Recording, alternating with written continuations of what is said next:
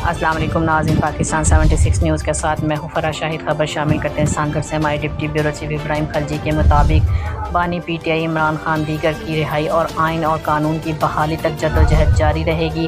پورے پاکستان کے عمران خان کے ٹائیگر خواتین تیار رہیں، ان خیالات کا اظہار بے نظیر آباد ڈویژنل صدر حمیدہ مسعود شاہ نے ضلع صدر وومن ونگ سانگڑ افشاں میڈم حفیظ رضیہ جے پوری مس سونیا عبدل بھٹی کی قیادت میں ملنے والے وفد سے بات چیت کرتے ہوئے کہی۔ انہوں نے کہا کہ مجھے ڈی چوک اسلام آباد پرامن مظاہرے میں مرد خواتین پر کیس اور جھوٹے کیسوں میں گرفتاری کی گئی، مجھے 9 دن جیل میں رکھا گیا، دیگر خواتین کو بے گناہ گرفتار اور جھوٹے کیس داخل کیے گئے ہیں۔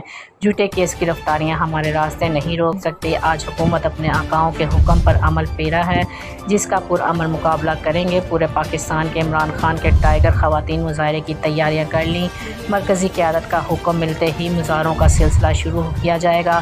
اس موقع پر حمیدہ